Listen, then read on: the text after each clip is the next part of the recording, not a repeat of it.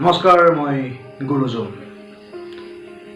এটি খুব বাস্তৱ কবিতা, খুব প্ৰাসংগিক কবিতা এটি ফেচবুকৰ মজিয়াৰে আপোনালোকৰ মাজলৈ উপহাৰ দিব বিচাৰিছোঁ।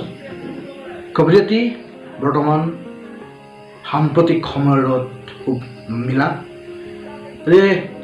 সেইটো কবিতা যাতে এবাৰ বুজি পায় প্ৰতিগৰাকী হৃদয়বান ব্যক্তিয়ে আহকচোন কবিতাটো পাঠ কৰোঁ।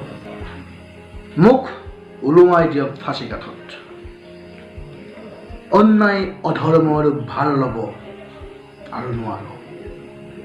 মোক ওলমাই দিয়ক ফাঁচি কাঠত, বুজাবোৰ অসহনীয় হোৱাৰ চৰতত দি দিয়ক যাৱজ্জীৱন কাৰাদণ্ড।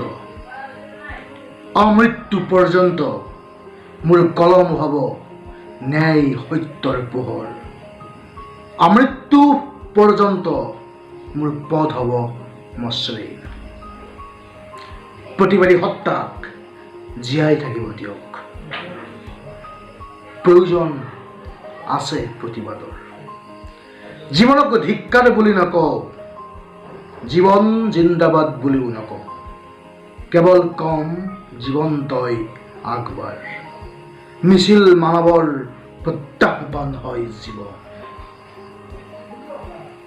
আহিব পাৰে ৰুধিব, গতিয়াই দিব পাৰে উচ্চ শিখৰৰ পৰা, কিন্তু পৰাজয় নহয়।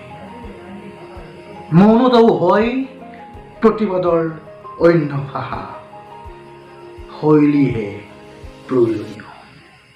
আকৌ কম, মোক ওলমাই দিয়ক ফাঁচি কাঠত, নিৰ্বিকাৰ হৈ পুতলা হ'ব নোৱাৰো।